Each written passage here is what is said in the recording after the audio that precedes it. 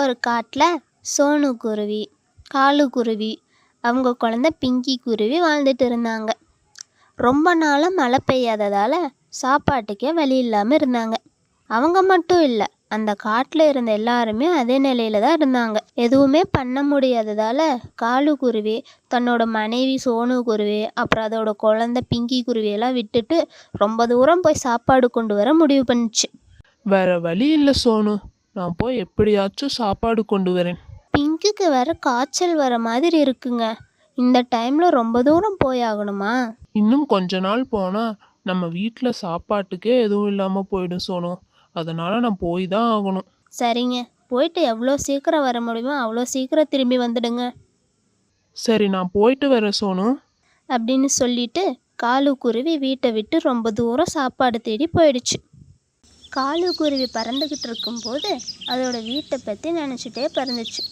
நம்ம வேற ரொம்ப தூரம் போகிறோம், அவங்கள வீட்டில் தனியாக இருப்பாங்கள்ல, ஒரு வேளை மழை ஏதாச்சும் வந்துட்டால் என்ன பண்ணுறது? பிங்கிக்கு வேற உடம்பு சரியில்லாத மாதிரி இருக்குன்னு சோனு சொன்னான். அப்படின்னு நினச்சிட்டு காலு குருவி போயிட்டு இருக்கு. காலு குருவிக்கு இன்னொரு பயம் வேற. இந்த பஞ்ச காலத்தில் எப்படி நம்ம சோனு குருவியும் நம்மளோட குழந்தை பிங்கி குருவியும் காப்பாற்றுறது அப்படின்னு சொல்லி நினச்சிக்கிட்டு இருந்துச்சு. வீட்டில் காலு குருவி பயப்பட்ட மாதிரி அதோட குழந்தை பிங்கி குருவிக்கு ரொம்ப அதிகமாக காய்ச்சல் அடிக்க ஆரம்பிச்சிடுச்சு. ஐயோ, என்ன பண்ணுறது? பிங்கிக்கு வேற காய்ச்சல் அதிகமாகிடுச்சு. இப்போ யார்கிட்ட போய் உதவி கேட்குறது? சோனு குருவி அக்கம் பக்கத்தில் போய் உதவி கேட்டுச்சு. ஆனால் யாரும் உதவி பண்ண முன் வரல. அப்போ அந்த வழியாக போன ஒரு டாக்டர் குருவி உதவி பண்ண முன் வந்துச்சு. ஏன்பா அழுதுட்டு இருக்கீங்க? என்னோட குழந்தை பிங்கிக்கு உடம்பு சரியில்லை, அவங்க அப்பா வேற சாப்பாடு தேட ரொம்ப தூரம் போயிருக்காரு. என்ன பண்ணுறதுன்னு தெரில, யாரும் உதவ முன் வர மாட்டேங்கிறாங்க. நானும் நீங்கள் கேட்டதெல்லாம் பார்த்துட்டு தான் இருந்தேன். நானும் ஒரு டாக்டர் தான், நான் உதவி பண்ணுறேன் வாங்க. அப்படியா? இல்லை டாக்டர், எங்ககிட்ட உங்களுக்கு கொடுக்கறதுக்கு காசு எதுவும் இல்லை. பரவாயில்ல, நான் உங்ககிட்ட காசு எதிர்பார்க்கல. ஒரு குழந்தைய காப்பாற்றின புண்ணியம் போதும், வாங்க அப்படின்னு சொல்லிட்டு சோனு குருவியும் டாக்டர் குருவியும் பிங்கியை காப்பாற்ற போனாங்க. சாப்பாடு தேட போன காலு குருவி ரொம்ப நேரம் தேடியும் எதுவுமே கிடைக்காம சோகமாக மரத்துக்கு கீழே இருந்துச்சு. பாவம், தாகத்துக்கு கூட தண்ணி இல்லாமல் இருந்துச்சு. ஆனால் அதுக்கு ரொம்ப தாகமாக இருந்துச்சு.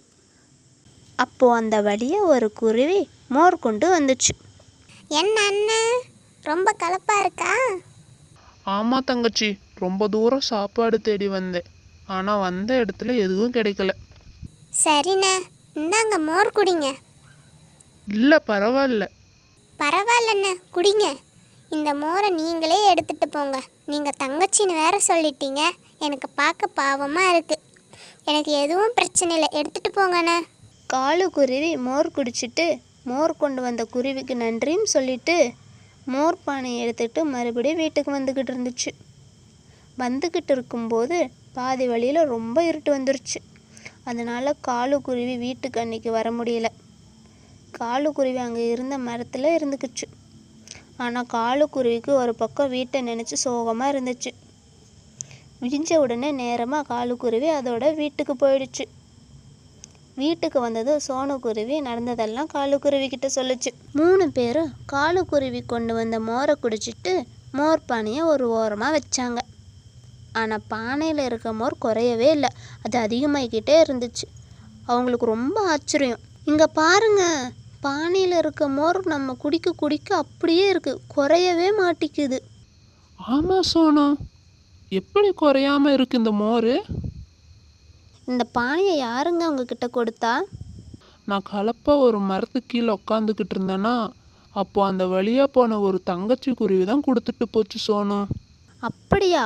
அந்த கடவுள் தான் நம்மளை காப்பாற்றிருக்காங்க. உடனே காலு குருவி தங்கிட்ட இருந்த மோரை அக்கம் பக்கத்தில் இருக்க எல்லா குருவிக்கும் கொடுத்து உதவுச்சு. எல்லாரும் காலு குருவி குடும்பத்தை பார்த்து ரொம்ப பெருமைப்பட்டாங்க. எப்படின்னா, அன்னைக்கு நம்ம உதவி பண்ணல, இன்றைக்கி அதையெல்லாம் நினைக்காம எவ்வளோ உதவி பண்ணுறாங்க. அடுத்த நாள் காலு குருவி இரை தேட போச்சு. அப்போது திடீர்னு மழை வந்துடுச்சு.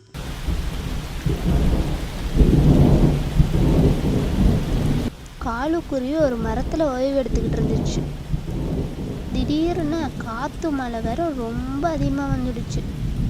காலுக்குருவி மழை நிற்காதுன்னு நினச்சிட்டு தன்னோட வீட்டுக்கு போயிடலான்னு அங்கே இருந்து கிளம்பிச்சு. அடிக்கிற காற்றுனால காலுக்குருவி பறக்கவே முடியாமல் கீழே ஓடிக்கிட்டு இருந்த ஆற்றுல விழுந்துடுச்சு. உடனே அங்கே இருந்த குருவிங்கெல்லாம் காலுக்குருவியை காப்பாற்றினாங்க. அதுக்கப்புறம் காலுக்குருவி அவங்களுக்கெல்லாம் நன்றி சொல்லிட்டு போயிடுச்சு வீட்டுக்கு. மழை வந்ததால் சாப்பாட்டு பிரச்சனையெல்லாம் முடிஞ்சு போச்சு.